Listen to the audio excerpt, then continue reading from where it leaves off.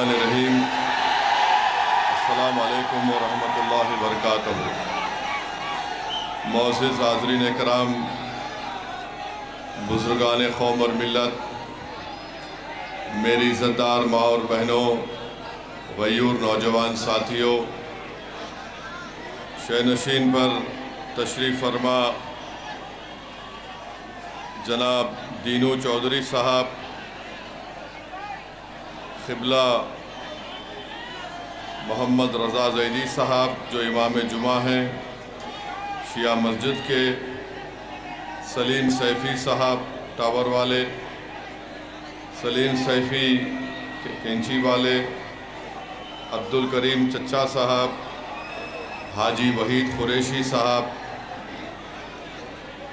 नसीम चौधरी साहब, शौकीन प्रधान जी, फ़हीम कुरैशी, इकराम सैफ़ी नेताजी, इमरान सैफ़ी, तौहीद सैफ़ी, रहीमुद्दीन सैफ़ी, गुलजार सैफ़ी, हसीन सैफ़ी, जुनैद सलाम साहब, सोहेल सिद्दीकी, ज़ियाउद्दीन सैफ़ी साहब, सोनू सैफ़ी साहब, आरिफ मलिक साहब, वसीम अंसारी साहब,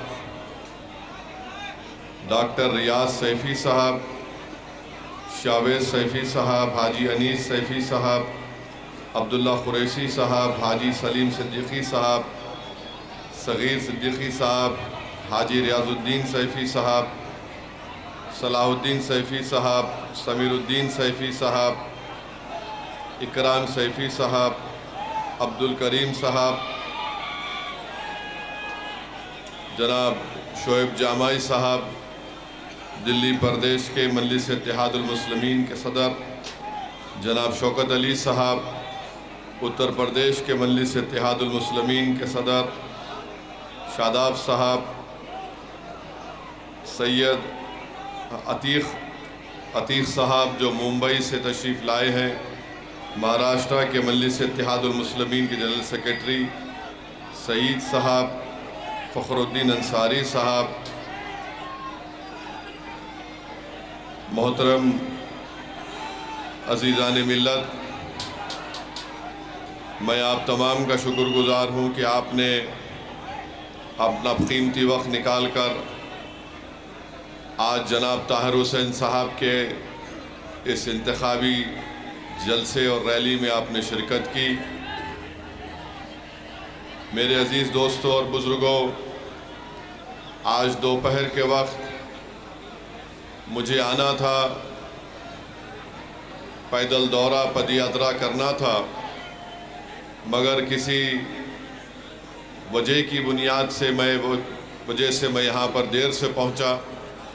मगर अल्हम्दुलिल्लाह आज जनाब ताहिर हुसैन साहब से मेरी मुलाकात हुई, बड़ा अच्छा लगा और मुझे इस बात का इत्मीनान भी हुआ कि आज भी उनके हौसले बुलंद हैं, उनके हौसले पस्त नहीं हुए हैं और वो एक तड़प अपने दिल में लेकर आए हैं कि वो मुस्तफ़ाबाद की जनता की खिदमत करना चाहती हैं, वो मुस्तफ़ाबाद में अमन को मजबूत करना चाहती हैं और इतने लंबे अरसे के बाद ताहिर हुसैन साहब 5 साल के लंबे अरसे के बाद आपके दरमियान में मुस्तफ़ाबाद के गयूर बुज़ुर्गों के दरमियान में आए हैं, अपने घर को गए हैं और मुझे यकीन है कि आप लोग एक मज़लूम का साथ देंगे। मेरे अज़ीज़ दोस्तों और बुज़ुर्गों, अल्लाह सुब्हाना व तआला फरमाता है कि क़ैदियों का साथ दो, नरमी से पेश आओ, यतीमों का साथ दो, उनसे नरमी से पेश आओ। मेरे अज़ीज़ दोस्तों और बुज़ुर्गों, आज मैं आपसे ये गुजारिश करने आया हूँ कि एक शख्स 5 साल से जेल में है और मुझे यकीन है कि अल्लाह उनसे इंसाफ करेगा। मुझे यकीन है कि अदालत उनसे इंसाफ करेगी। मगर मेरे अजीज़ दोस्तों और बुज़ुर्गों, मेरी आप तमाम से गुजारिश है कि आपको भी अपने वोट से ताहिर हुसैन को इंसाफ दिलाना है। अगर आप मुत्तहिदा अपने वोट का इस्तेमाल करेंगे तो यकीनन ताहिर हुसैन से इंसाफ होगा। वरना याद रखिए, अगर कोई ये समझ रहा है कि ताहिर हुसैन 5 साल के बाद जेल से निकला है और मुखालिफीन ताहिर हुसैन ये कह रहे हैं कि ताहिर हुसैन के पास जितनी दौलत हमारे पास है उसके पास नहीं है, मुखालिफीन जो ताहिर हुसैन की कामयाबी को रोकने के लिए ये बात कह रहे हैं, तो मैं आपको ये पैगाम देना चाहता हूँ कि अगर आज ताहिर हुसैन नहीं जीतेगा तो कल कोई नौजवान अपना सीना तान कर आगे आकर आपकी इज्जतों की हिफाजत नहीं कर पाएगा। ताहिर हुसैन जेल में इसलिए है क्योंकि उसने उन तमाम ताकतों के मंसूबों पर पानी फेर दिया जो अमन के दुश्मन थे, और ताहिर हुसैन उस नाजुक वक्त में अपनी जान की परवाह किए बगैर, अपने परिवार की परवाह किए बगैर, अपने ज़ईफ़ बाप, अपनी बीवी की परवाह किए बगैर वो आपके लिए आगे बढ़कर अपने आप को पेश किया। तो मेरे अजीज़ दोस्तों और बुज़ुर्गों, ये इलेक्शन तो सिर्फ 3-4 दिन में ख़त्म हो जाएगा, मगर याद रखिए उन लोगों को कामयाब होने मत दीजिए जो मंसूबे बनाते हैं आपको तबाह व बर्बाद करने के लिए। आप उस पार्टी को अपना वोट मत दीजिए जिसने अपने ही पार्टी के एक शख्स पर जब जेल में डाला गया तो उससे अपना गिरेबान छुड़ा दिया। आप उस पार्टी के उम्मीदवार को वोट मत दीजिए जो ताहिर हुसैन को दंगाई कहती है, जो शिफा को दंगाई कहती है और ये कहती है कि इनको वोट मत दो क्योंकि ये जेल से आए हैं। मेरे अजीज़ दोस्तों, मेरी इज़्ज़तदार माँ और बहनों, ताहिर हुसैन जेल में ज़रूर गए हैं, मगर क्या केजरीवाल शराब के मामले में जेल को नहीं गए? क्या केजरीवाल पर ताहिर हुसैन की तरह भी संगीन फौजदारी के दफात लगाए गए? कैसे 6 महीने के अंदर केजरीवाल को बेल हो गई? जो शराब की पॉलिसी में जेल को गया और 6 महीने जेल में रहता है तो मुख्यमंत्री भी है। सिसोदिया 15 महीने जेल में है और यही सिसोदिया की विधानसभा में तबलीगी जमात का मरकज़ है। मैं मुस्तफ़ाबाद की जनता को, ओखला की आवाम को और दिल्ली की आवाम को बताना चाह रहा हूँ, यही आम आदमी पार्टी की सरकार ने जब कोविड के वक्त एक झूठा इल्ज़ाम तबलीगी जमात पर लगाया तो इसी केजरीवाल की सरकार ने तबलीगी जमात के खिलाफ एक FIR रजिस्टर करवाया था। मैं याद दिलाना चाहता हूं, जब पूरा देश और दिल्ली कोविड में हर कोई परेशान था तो यही केजरीवाल की सरकार हर रात में एक फिगर देती थी कि इतने दिल्ली में इतने लोगों को कोविड पॉजिटिव हुआ, इतने अस्पताल में गए। उस लिस्ट के नीचे लिखा जाता था मरकज में इतने लोग कोविड की वजह से उनको शिकार हो गए। ये आपको फैसला करना है, ख़ास तौर से मुस्तफ़ाबाद ओखला की आवाम को, कि जिस आम आदमी पार्टी ने तबलीगी जमात के ऊपर FIR दर्ज करा के पूरे देश में मुसलमानों के खिलाफ एक झूठा प्रोपेगेंडा मुहैया किया कि इन दाढ़ी वाले और इन टोपी पहनने वालों की वजह से कोविड देश में फैला है, जो बाद में अदालत ने कहा है कि सरासर झूठ है, मगर ये केजरीवाल की सरकार थी। जब 5 तारीख को डालने जाएंगे तो याद रखो, जिसने तुम्हारे खिलाफ नफरत की दीवार और आंधी को खड़ा किया, क्या तुम उसको वोट दोगे जो इल्जाम झूठा साबित हुआ? मैं जानता हूं कितना जुल्म हुआ, मैं जानता हूं कि कितने लोग मरकज में फंसे हुए थे। मेरे ही हैदराबाद से कई लोग यहां पर फंसे हुए थे। किस तरह से उनको अज़ियतें दी गई, किस तरह से उनको परेशान किया गया। उनके साथ उनके घर वाले थे, उनकी बेटी और बीवी थी। किस तरह उनको ताने मारे जाते थे, किस तरह उनको गालियां दी जाती थी।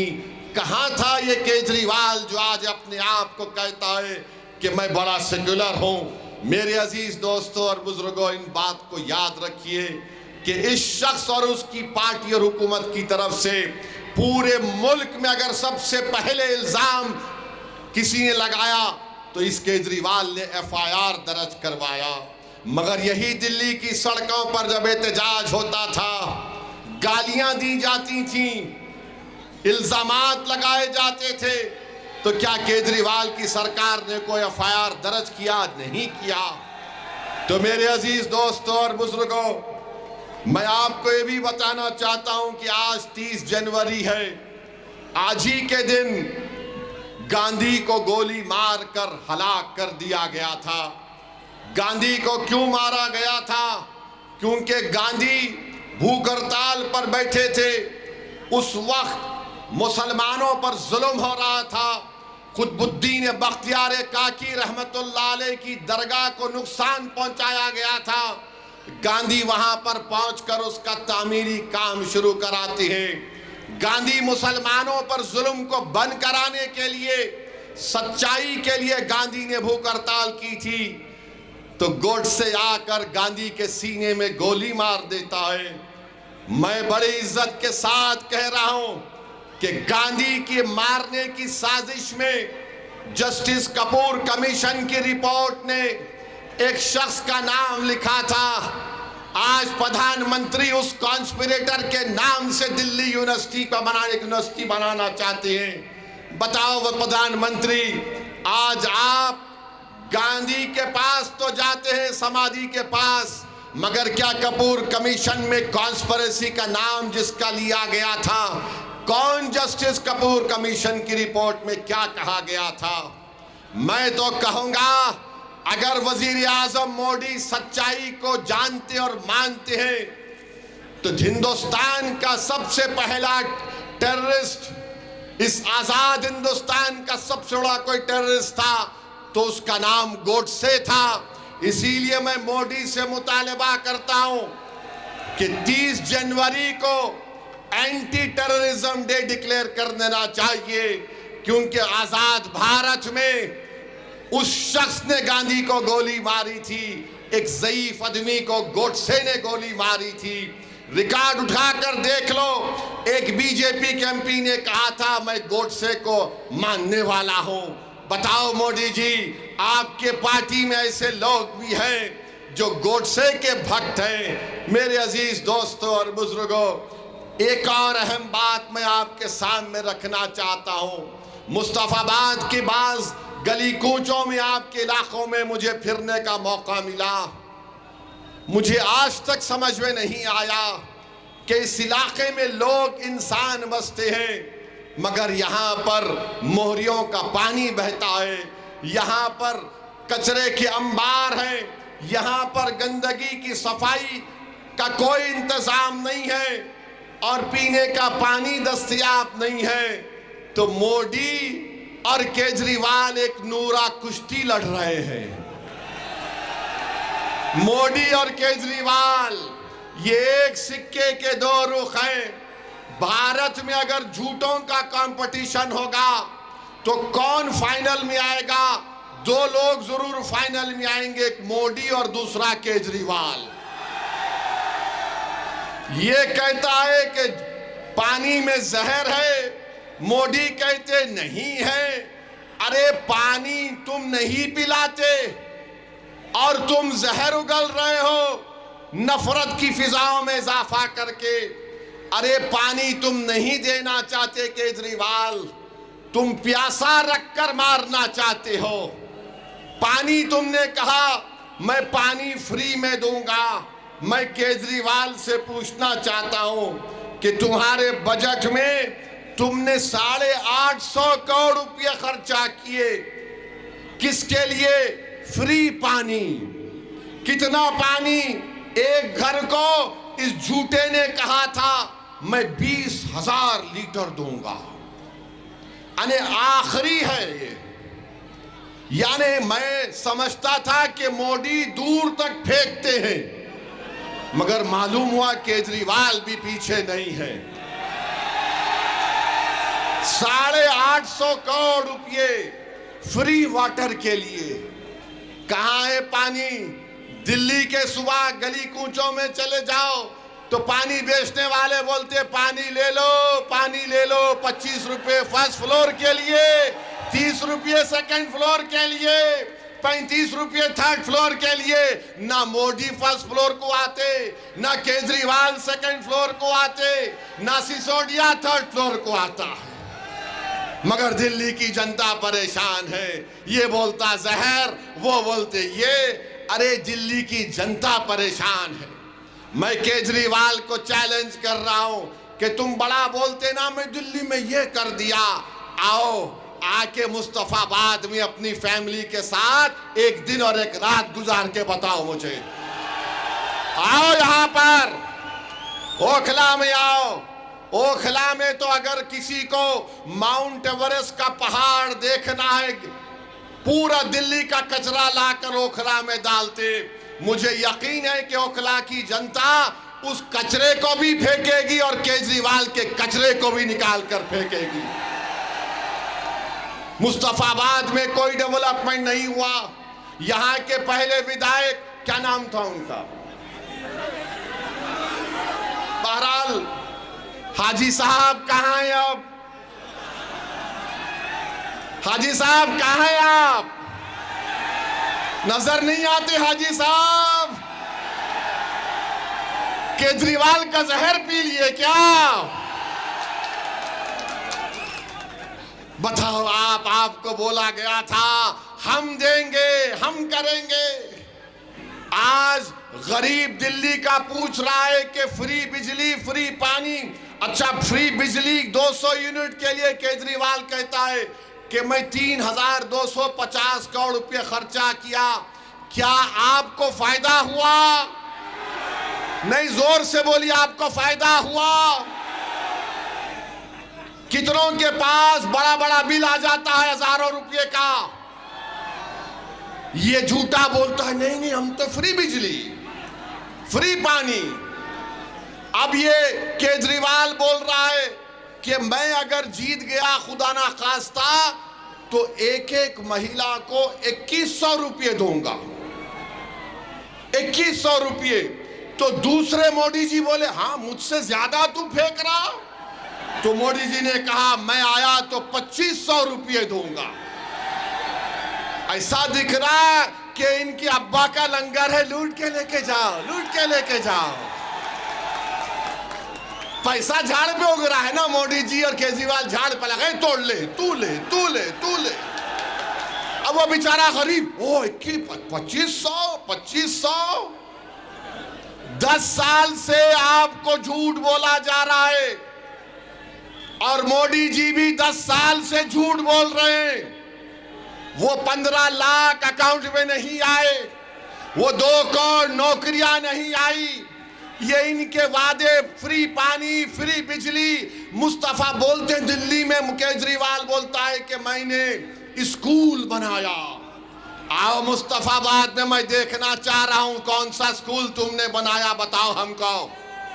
डिस्पेंसरी बना दी। अरे कहां बनाया? यहां पर तो लोग रोज बीमार पड़ते हैं। मैं खुद अपनी आंखों से देखा कितनी गंदगी है यहां पर। मेरे भाई याद रखो, ये केजरीवाल का एक ही पैगाम है और केजरीवाल यहां पर नहीं आएगा मुस्तफाबाद में, क्योंकि केजरीवाल के जो लोग हैं जिनको हम बिचौलिया कहते हैं, जिनको बेचवान कहते हैं, ये कहेंगे कि पप्पा जी आप मत आइए, डैडी आप मत आइए, हम मुस्तफाबाद की जनता को बीजेपी का डर दिखा देंगे, ये गंदगी को भी भूल जाएंगे, पीने के पानी को भी भूल जाएंगे और आपको वोट दे देंगे।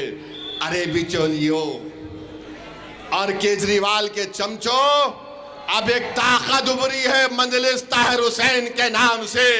तुमको देखना हम दिखाएंगे यहां पर अब क्या होगा इंशाअल्लाह ताला। बताइए आप डर डर कर, अगर आप एक सवाल का जवाब दीजिए।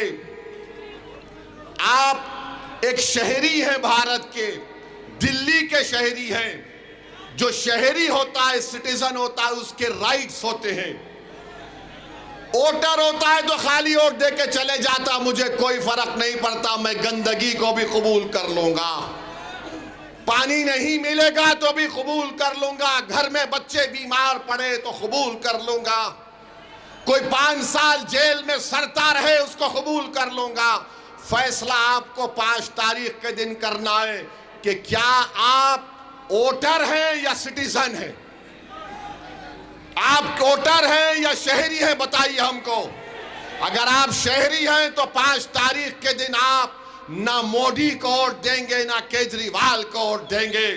अगर आप वोटर हैं तो फिर जिसको चाहे वोट दे दो, कोई तब्दीली नहीं आएगी। तब्दीली लाना पड़ेगा मेरे भाई, तब्दीली लाना पड़ेगा। याद रखिए, अगर आप सिर्फ वोट डालते रहेंगे तो ये लोग ये समझेंगे इनका डर दिखाओ, उनका डर दिखाओ। अब ये आम आदमी पार्टी के लोग बोल रहे हैं नहीं, अगर ताहिर हुसैन के लड़ने से वोट डिवाइड होगा। हाजी साहब को जब वोट डाले डिवाइड नहीं हुआ, यानी तुम आकर हमको बर्बाद कर दोगे, तुम हमारे बच्चों को उनकी बाप की शफकत से महरूम करके जेल में डाल दोगे। और मुझे एक बात समझ में अब तक नहीं आई कि केजरीवाल को बेल हो गई, सिसोदिया को हो गई, जैन को हो गई, वो ओखला के विधायक को हो गई, ताहिर हुसैन और शिफा को बेल क्यों नहीं होती? सोचो आप सोचो इस बात को। ये फैसला आपको करना है मेरे अजीज दोस्तों और बुजुर्गों। 5 तारीख के दिन मजलूम का साथ देना है, जालिम का साथ नहीं देना है। याद रखो, अगर तुम वक्त के फिरौनों को कमजोर करना चाहते हो तो सिर्फ फिरौन की नफरत से कुछ नहीं होगा, मूसा का साथ देना पड़ेगा। अगर तुम यजीद से नफरत करते हो तो सिर्फ जबान से नफरत का इजहार नहीं, करबला के रेगजारों से आवाज आ रही है। यकीनन सुबह क़यामत तक यजीद से नफरत की जाएगी, मगर नफरत से यजीदियों का खात्मा नहीं होता। हुसैन के लश्कर के परचम को उठाओगे तो यजीदियत का खात्मा होगा।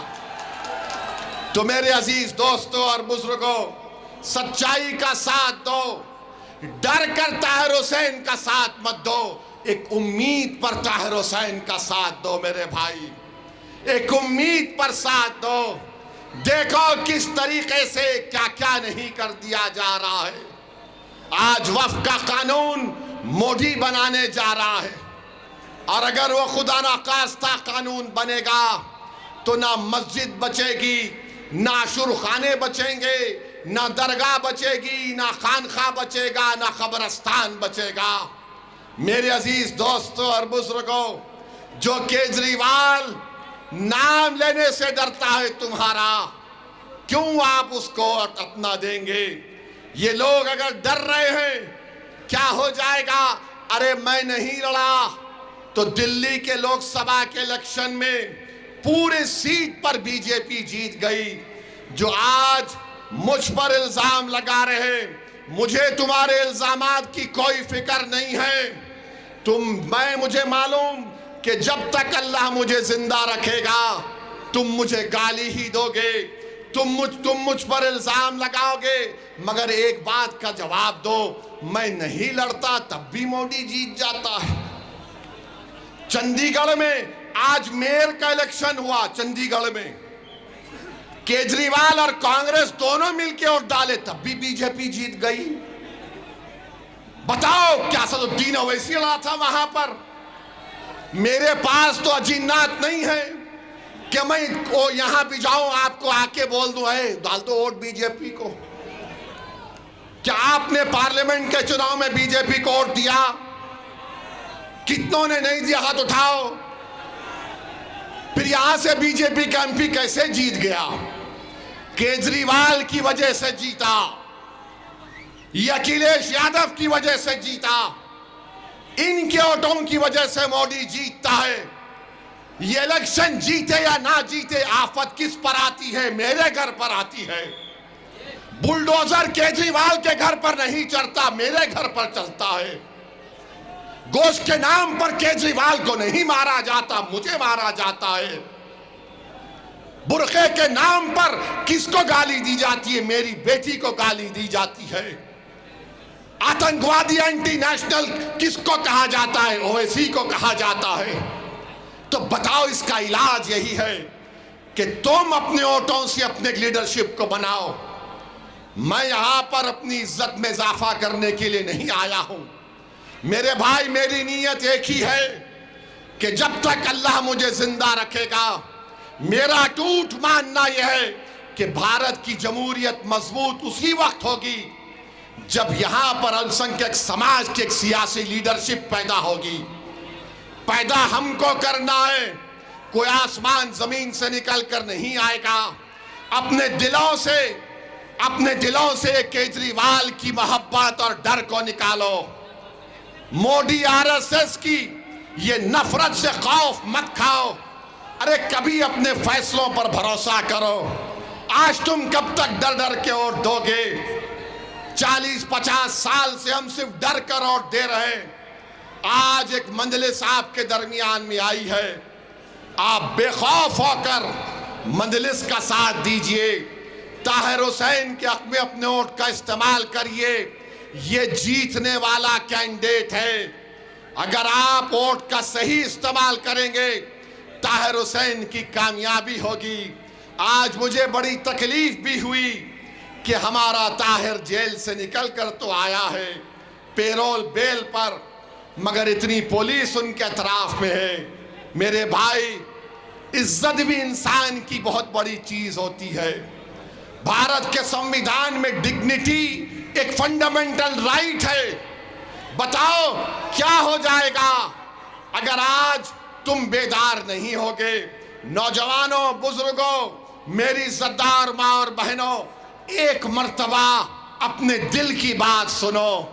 दिमाग से तुम सवाल करोगे तो दिमाग तुमको कंफ्यूज कर देगा। अपने दिल पर हाथ रखकर सोचो कि अगर मैंने वोट ताहिर और मंजलिस के लिए इस्तेमाल किया तो दिल्ली की विधानसभा में किसकी आवाज जाएगी? तुम्हारी आवाज जाएगी, तुम्हारी आवाज उठेगी, तुम्हारे मसाइल हल होंगे। मुस्तफाबाद में एक इनकलाब बर्पा किया जाएगा। अरे दिल्ली की 70 सीट में से हम 2 सीट लड़ रहे हैं तो मोदी और केजरीवाल के पेट में दर्द शुरू हो चुका है। सबके पेट में दर्द शुरू हो चुका है। बहरहाल मेरे अजीज दोस्तों और बुजुर्गों, आपसे सिर्फ इतना ही अर्ज करना है कि 5 तारीख के दिन पतंग के निशान पर बटन दबाकर अपने इत्तेहाद को कामयाब करिए। डरने और घबराने की जरूरत नहीं है। अपने हिम्मत और हौसले को बुलंद रखिए।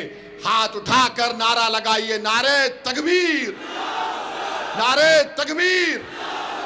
ताहिर हुसैन, ताहिर हुसैन। ये जिंदाबाद ना केजरीवाल बोल सकेगा, ना उसके चमचे बोल सकेंगे। जब आप जिंदाबाद का नारा लगा दिए हैं तो 5 तारीख के दिन मुस्तफाबाद की फिजाओं में पतंग दिखनी चाहिए। अस्सलाम वालेकुम व रहमतुल्लाहि व बरकातहू।